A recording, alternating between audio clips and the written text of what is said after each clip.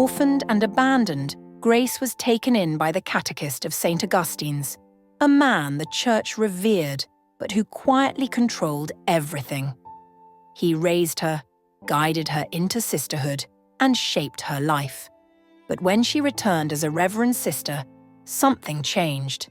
His gaze lingered, his control deepened. Then he saw her, masked, dancing in a distant nightclub. Same face, same voice. Grace denied it, but he had a photo. The church believed him. Disgraced and cast out, Grace lost everything. But the woman in the mask wasn't her. Now she must uncover the truth behind her own face. The candle on the windowsill flickered gently, casting long, trembling shadows across the small room. Sister Grace sat motionless on the cold floor, her habit folded beside her like a discarded skin. Her knees were drawn to her chest, arms wrapped tightly around them, as if trying to hold herself together, because something inside her had broken. She stared into nothing, lips parted but silent, eyes glassy from hours of weeping. The room, once her sanctuary, now felt like a tomb. Her crucifix lay before her, the chain twisted as if it too had been caught in the chaos. Her fingers trembled as she reached for it. God, why? Her voice cracked barely above a whisper. Why would you let this happen to me? A sob choked her. She bent forward, clutching the crucifix to her chest like a lifeline, pressing it hard into her skin as if pain would make the questions stop. She had given everything, everything. Her body, her mind, her dreams. From the moment she stepped into seminary school, she had been sure that this was her path, that she was called, that all the pain from her childhood had led here, to this purpose. But now, the world called her a harlot, a hypocrite in a veil. Men spat at her feet, women turned their faces. Even the children she once taught in catechism now hid behind their mothers. Her name had become filth. She gritted her teeth and shook her head slowly, as if trying to shake away the lies. I've never been to that place. I swear, I've never... Her voice trailed off, but that picture, the one the catechist showed the parish priest, was unmistakable. Her face, her body, her smile painted in red. She buried her face in her palms, screaming into the darkness. How could a person who had taken vows of chastity and devotion be accused of such filth? By the very man who claimed to have raised her in the ways of God, the catechist. The same man who called her daughter, who taught her to pray, who laid his hands on her head at her final vows. And now, he was the one dragging her name into the mud. Grace's breath hitched as something cold slid down her spine, a different kind of fear. What if it wasn't a lie? What if someone was out there walking around with her face? She sat up slowly, her pulse loud in her ears. Who was she? Who were her parents? Where did she even come from? All her life, those questions were buried beneath obedience and duty, but now they screamed louder than ever. Maybe, just maybe, the answers were out there, and maybe they would cost her more than she was ready to pay. The catechist reclined in the back seat of his sleek black SUV, the low hum of the engine matching the quiet smirk on his lips. His fingers tapped rhythmically on the armrest, anticipation glinting in his eyes. It was Friday night, his ritual. But tonight wasn't just about indulgence. Number tonight, he had a purpose. He was going to confront her. The girl with the mask and the hips that swayed like sin itself. The girl he was certain was Sister Grace. As the SUV glided through the outskirts of town, away from the judgmental eyes of parishioners, he adjusted his collar and chuckled. So holy by day, so filthy by night, he muttered. You thought you could fool me. The club lights hit him like a fever dream. Red, violet, blue, flashing across his face as he stepped in. The bass pounded like a second heartbeat. He moved past the bouncers with the ease of a regular, eyes scanning, hungry. Then he saw her. Mercy. Or was it Grace? She danced on stage with a confidence that made men forget their names.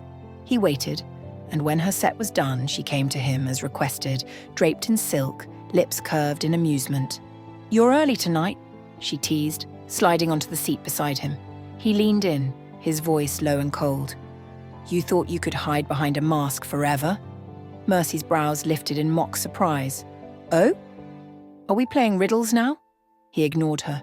"You go to church in the morning, bless the Eucharist, and at night you do this." She laughed, soft, seductive. "You're mistaking me for someone else, old man." His jaw tensed. "Grace." "Mercy," she corrected, licking her lips. "But if pretending I'm Grace excites you, I won't judge." He stared at her, fury building under his skin. But something in her eyes, unbothered, playful, made doubt flicker. From the far end of the club, a woman froze. Behind the dark-tinted windows of her VIP booth, Madame Veronica stared at the catechist like she'd seen a ghost. Her glass slipped slightly in her hand. It was him, the man who destroyed her sister's life. She ducked quickly, heart hammering in her chest. He couldn't see her. Not yet, but she saw him. And this time, she wouldn't let him walk away, untouched. Madame Veronica stood at the wide glass window of her private suite in the club, arms folded across her chest, the city lights casting fractured reflections on her dark silk blouse. Her jaw clenched tightly, her mind a battlefield of memory and rage. For years she had imagined what she would do if she ever saw him again. And now, here he was, in her club, laughing, drinking, lusting, the man who had ruined her family. Without turning, she snapped her fingers. "Get me Jennifer, now, and tell Mercy to come too." 10 minutes later, the door opened. Her manager, Jennifer, stepped in first, cautious. Mercy followed, chewing on her bottom lip, slightly annoyed to have been pulled off the floor mid-shift. "You called for me?" Mercy asked, arms folded, already prepared for a lecture about showing less skin or smiling more. Veronica didn't answer immediately. She turned around slowly, her face unreadable. Then she walked past them and locked the door. Mercy's brows knit in confusion. "What's going on?" Jennifer shifted uncomfortably, but Veronica's eyes were locked on Mercy now, searching her, drinking her in. 100 memories flashed behind her gaze. Her sister's laughter, the hospital bed, the crying twins, the betrayal. "Sit," Veronica said, voice low but firm. Mercy obeyed, curiosity now edging into unease. Veronica pulled out a dusty photo frame from her desk drawer. She held it out without a word. Mercy took it. 2 women smiled in the photo. One was clearly Veronica, much younger. The second, Mercy frowned. The other woman looked eerily familiar. "That's my elder sister," Veronica said, voice tight. "She was pregnant in that photo. 8 months gone. She fell in love with a man from the church. Thought he was righteous. She was young, naive. That man got her pregnant, told her they would marry in secret, until she found out he was already married." A catechist Mercy sat, frozen. "When she threatened to expose him," Veronica continued, "he turned. Said he'd lose everything. That people would never believe her over him. So he planned her death. Faked a robbery. Even injured himself to make it look real." She turned sharply, tears welling. "But he made one mistake." Mercy's voice was barely audible. "What?" "He thought all 3 would die. My sister and the twins, but only she did. The twins were saved by strangers. We never found them." Mercy's hands trembled, gripping the photo like a lifeline. "Twins?" "I searched for years. Traveled abroad. When I returned, my brother had found one girl, but she'd run away. Wild," he said. "Unstable. I've never seen her since." Veronica stepped forward, now deadly calm. "He's not just a hypocrite, Mercy. He's been bleeding the church dry for years. He has a private virtual account, hidden under another name. I've traced whispers of it. And the flash drive where he stores everything, it's in his house, behind what looks like a mounted TV. It's not a TV. It's a digital vault. You hover your hand and enter the code 5577194 times. The panel opens. Mercy couldn't speak. Her entire world was shifting under her feet. "I need your help," Veronica said. "We can end him." Mercy stood slowly, staring at the photo again. Her voice was hoarse. "Why me?" "Because you're the only one who can get close enough," Veronica replied. The night air was thick with perfume, smoke, and sin. Grace clutched her shawl tightly around her as she stepped into yet another club, her third that night. The noise hit her like a slap. Loud music, flashing lights, bodies pressed together in heat and rhythm. It was a world she had never belonged to, a world she had been accused of living in. Her sandals scraped the tiled floor awkwardly as she walked further in, eyes scanning every corner for a face. Her face. This had to be where the other woman worked. If Mercy was real, if she truly existed, then Grace needed to find her. She needed to prove to herself that she wasn't losing her mind, that she hadn't somehow become two people. But the deeper she walked into the haze of laughter and lust, the more she felt like she was suffocating. This wasn't just unfamiliar, it was terrifying. The music pulsed like a heartbeat, but it wasn't hers. Nothing here was. She had almost turned to leave when a voice called out, mocking, cruel, far too familiar. Well, well, look who's finally admitting who she is. Grace turned, heart dropping. It was Brother Francis, a man who had once stood before the altar and defended her innocence, who had told the congregation they were too quick to judge. Now he leaned against the bar, drink in hand, staring at her with an expression twisted by disgust. "I used to argue with people," he said, walking toward her slowly.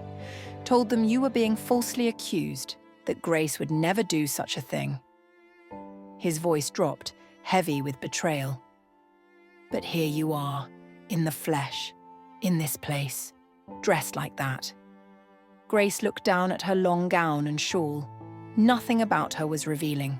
Nothing about her screamed seduction. And yet, she felt naked under his eyes. "I'm not here for what you think," she whispered, her throat tightening. "I'm looking for someone." He scoffed. "We all are." Then he walked past her, shaking his head, laughter following behind him like smoke. Grace stood frozen, eyes burning. The stares were crawling over her now, men and women alike, judging, whispering, pointing. She stumbled out of the club into the street, her chest heaving, her vision blurred by tears. She walked. She didn't know where, until finally she collapsed by the wall of a closed shop, her back pressed against the cold bricks. The night sky stretched above her, distant and uncaring. And there, under the eyes of a god she still hoped hadn't turned his back, Grace wept like a child, alone, broken, and shamed. Mercy sat across from Madame Veronica, her legs crossed but her nerves rattling beneath the smooth surface of her skin. The room was dim, lit only by the glow of Veronica's laptop and the low light from the wall sconces. A map of the catechist's house glowed on the screen, every hallway and corner marked with red ink. It didn't feel like a plan. It felt like a war strategy. "This is his house," Veronica said, her finger tracing a route from the main door to a secluded hallway. "Third door on the right. Looks like a mounted television. Flat screen, no buttons. But it's not a TV. It's a digital vault." Mercy squinted at the screen, trying to memorize every detail. Her palms felt damp. "You hover your hand near the bottom right corner," Veronica continued. "When it lights up, enter this code, 557719. 4 times. Not 3, not 5, 4. And the flash drive is inside? Yes, slotted behind the panel.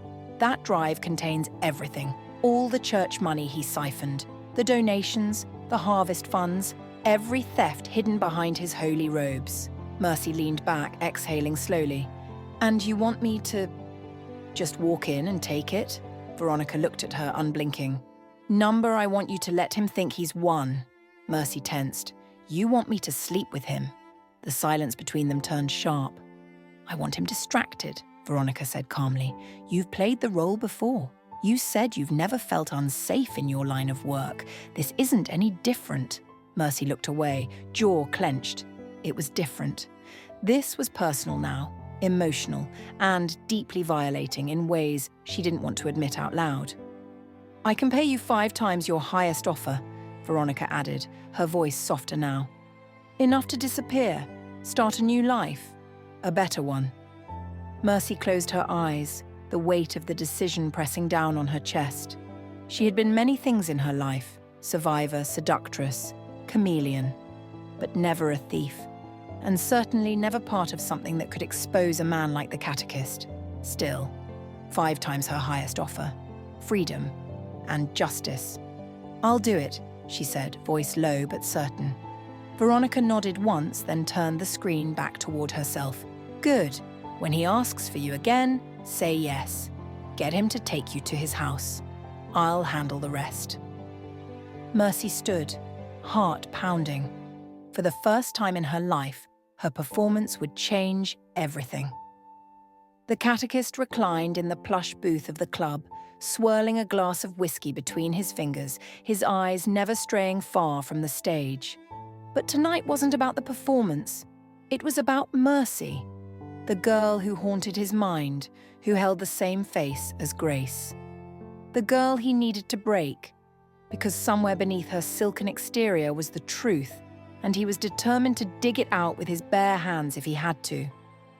When she approached him, hips swaying, eyes dancing with mischief, he smirked. She always came to him like a challenge, and he thrived on it. "You again," she teased, settling beside him. Her perfume wrapped around him like a spell. He leaned in, lips close to her ear. "Let's stop pretending. Tonight, I want more." She pulled back slightly, raising a brow. "More? No stage, no crowd. Just you, me, alone." Her smile was slow, calculated. "Not here." He chuckled. "Then where?" She touched his chest lightly. "Take me to your house." The catechist blinked, then laughed softly, almost startled by the boldness. "My house? You're braver than most." Mercy's smile didn't waver. "Is that a no?" "No." He drained his drink and stood. "It's a yes." They slipped out the back, unseen. The ride was silent, tense. Mercy kept her gaze fixed on the window, memorizing the turns, the stops. Her heart thudded in her chest, not from fear but focus. This wasn't just seduction, it was a mission. A very dangerous one. When they arrived at his home, she noted everything: the gate, the empty driveway, the absence of staff. Veronica had been right, his wife was out of the country. The house was silent, its air thick with secrets. Inside, he poured another drink, but she stopped him. "No need," she whispered, slipping her arms around his neck. "Let's not waste time." His hands roamed her back. He was impatient, desperate. He didn't care for foreplay, he wanted possession. And she gave it to him, just enough to keep him hungry, but never enough to give away control. When it was over, she rose from the bed and moved to the ensuite bathroom. There, tucked in her bra, was the vial. A few drops were all it took. She mixed it into his fresh drink, returned with a towel draped around her, and smiled sweetly. "To new beginnings," she said. He downed it without hesitation. Minutes later, his words began to slur. He laughed, mumbled something incoherent, then collapsed onto the bed. Mercy moved fast. She slipped into the hallway, found the third door on the right, just as Veronica described. Inside, it looked like a media room. A large TV was mounted on the wall, sleek and unassuming. But it wasn't a TV. She hovered her hand near the bottom right corner. A soft glow appeared. She entered the code, 557719, once, twice, 3, 4 times. Click. The screen popped forward slightly. She reached in and pulled out the flash drive. It was heavier than she expected. Her hands trembled as she stuffed it into her purse, then crept out of the room. She didn't bother to change. She didn't look back. She slipped out of the house and into the night like a ghost. By the time the catechist woke, dazed and confused, she was already gone. And so was everything he had spent his life trying to hide. The catechist woke with a pounding head and a mouth like cotton. His vision blurred as he sat up slowly, the sheets tangled around his legs. The night before played back in fragments, Mercy's laughter, her touch, the taste of whiskey, then silence. He reached for his phone, but it wasn't on the nightstand. His eyes darted around, the glass, the robe, the slippers on the floor, all there. But something felt off. Then it hit him. He sprang out of bed and stormed down the hall, the adrenaline now sobering his foggy mind. He pushed open the media room door, crossed to the wall-mounted vault in 3 long strides. The screen was ajar. "No," he whispered, trembling fingers reaching behind it. It was empty. The flash drive, gone. He staggered backward like he'd been shot. Cold sweat coated his skin. She had played him. Mercy had played him, seduced him, drugged him, robbed him. And now, what did she know? He barely made it to his desk before his legs gave way. He slumped into the chair and grabbed a burner phone from the drawer. His voice shook as he barked orders. "Get the boys. Now check the borders. She won't run far." Across town, Veronica sat behind her desk, the flash drive plugged into her encrypted system. Her face was lit by the glow of damning evidence. Line after line of stolen church funds, money from charity drives, harvest offerings, community relief projects, all siphoned into personal accounts. The catechist had bled the church dry for over a decade. And now the world would know. With one tap, she began to send the files to journalists, to local authorities, to online whistleblowers. Each file came with a chilling narration. Funds from the parish of St. Augustine, diverted by the catechist. The people deserve to know. Within hours, chaos erupted. Phones buzzed, news feeds exploded, angry voices filled the churchyard. Congregants gathered in disbelief, clutching receipts, screenshots, shattered trust. By mid-morning, the catechist's name was being dragged through every street corner. Cornered, desperate, he made one last call. Find Mercy. And with that, the hunt began. The warehouse was cold, silent, and swallowed in darkness. The only light came from a single hanging bulb that swung gently above the concrete floor, casting long, swaying shadows. The smell of damp metal and dust hung heavy in the air. Somewhere in the distance, a rat scurried across rusted shelves. 2 figures were dragged inside, blindfolded and bound at the wrists. Their shoes scraped across the floor, the sound echoing into the stillness. The catechist stood at the center of the space, his face twisted in fury, betrayal and confusion. His fingers tapped restlessly against the pistol tucked in his waistband. His boys dropped the 2 women before him like sacks of grain. "Take the blindfolds off," he ordered, voice low and dangerous. One of the boys pulled the cloth from Grace's eyes. The other removed Mercy's. What followed was silence, heavy, stunned, electrified. Grace blinked hard, her vision adjusting to the dim light. Her gaze fell on the woman sitting just a few feet away, and her breath caught in her throat. It was like looking into a mirror. Same face, same eyes, same jawline. Even the scar beneath the left ear. Faint, but there. Mercy stared back, equally stunned. Her lips parted, but no words came. "What?" Grace whispered, taking a shaky breath. Who are you?" Mercy shook her head slowly. I don't know. How do we... The catechist stepped forward, eyes darting between the 2. His mind spun. He had thought he'd been hallucinating. Thought maybe guilt or obsession had clouded his reason. But now they were both here, side by side. Perfect replicas. And only one had taken the flash drive. He didn't care who the other was. "I don't know what kind of game this is," he said, pulling out his pistol, "but someone here has my flash drive, and someone here is going to pay." Grace flinched. Mercy narrowed her eyes, suddenly understanding the danger they were in. "You can't shoot both of us," Mercy said quietly. "Try me," he snapped. "You really don't know who we are, do you?" Grace asked, her voice steadier now, though her heart raced. He hesitated. Just for a second. That second was enough for both girls to realize something. He didn't know the truth either. And whatever bound them together, this strange resemblance, this mirrored existence, it was bigger than any of them. But the catechist wasn't after truth. He was after silence. Absolutely. The catechist stood still, gun shaking slightly in his grip, as the door groaned open once more. Madame Veronica stepped in, her heels striking the floor like a slow, deliberate countdown. His eyes locked with hers. He knew that face. His breath caught. "You—" "Yes," she said, voice steel and storm. "You didn't think I'd ever return, did you?" He turned, aiming the gun at her chest. "You came at the wrong time, Veronica. And I promise, you won't be walking out." She laughed, but it was bitter and hollow. "You said the same the night you killed my sister. Or tried to." The catechist flinched. "You made it look like an accident," she continued, rage trembling in her voice.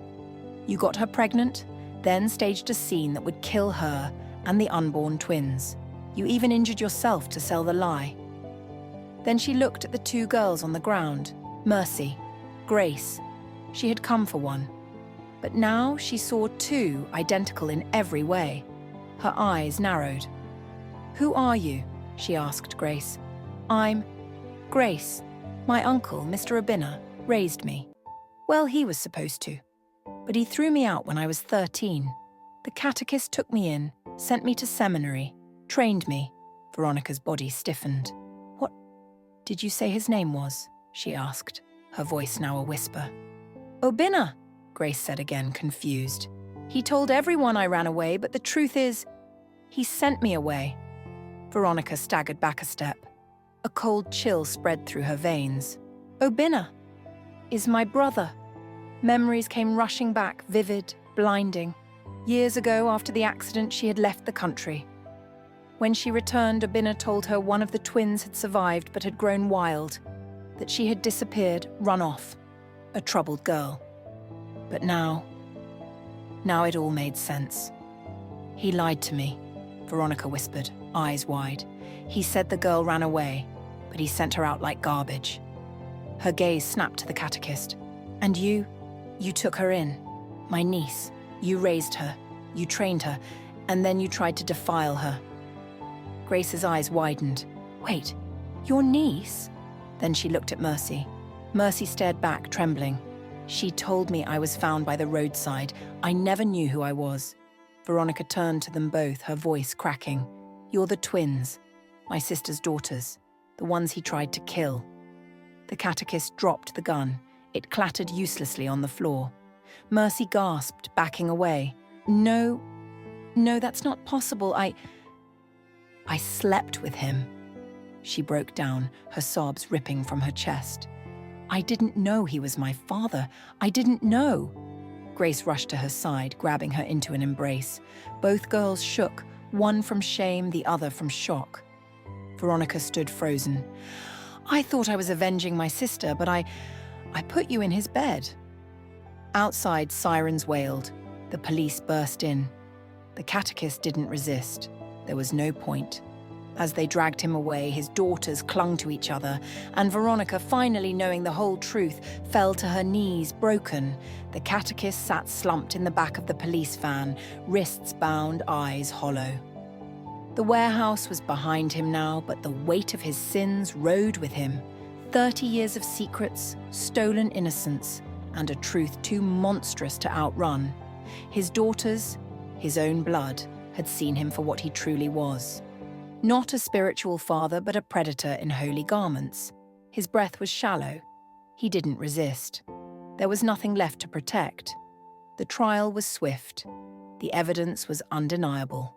The flash drive held records of every stolen fund, every manipulated donation meant for the poor. His years of influence within the church meant nothing now. The verdict: life imprisonment without parole. The parish erupted with whispers, shame, and shattered trust. But amid the wreckage, something else began to bloom. Madame Veronica stood before the double doors of her once flourishing club, staring up at the faded sign. Where others saw profit, she now saw pain. Girls like Mercy had danced under those lights, lost, used, unseen. She stepped inside, and within weeks the club was no more. It became the House of Hope, an orphanage and rehabilitation home for abused and abandoned girls. The velvet couches were replaced with bunk beds and bookshelves. The stage was stripped clean, and in its place a prayer altar was built. Girls began to come in quietly, uncertainly, like shadows learning to become daughters again. Across town, Mr. Obinna, Grace's so-called uncle, sat alone in the room where he had once thrown her out. The shame was too much. His lies had helped bury a child, and now the world knew. One morning he was found in that same room, cold, breathless, alone. A note beside him read only, "I failed her." Meanwhile, Mercy stood at the altar of a small chapel. No lights, no crowd, just her God and the weight she could no longer carry. Tears rolled freely as she whispered the only prayer she knew, "Forgive me." That night, she gave her life to Christ, her past laid bare before the cross. Grace, now cleared of all accusations, was offered her place back in the sisterhood. But she declined. Her faith hadn't left her, but the institution had failed her too many times. "I forgive you," she told them, "but I will not return." Instead, she began walking the streets, finding the broken, the voiceless, the ones the world had judged and forgotten. And to them, she brought the same thing she had once lost: hope. The end. Thank you for watching and following the journey of Sister Grace. If this story moved you, inspired you, or kept you at the edge of your seat, please subscribe to my YouTube channel for more powerful, emotional, and unforgettable African stories.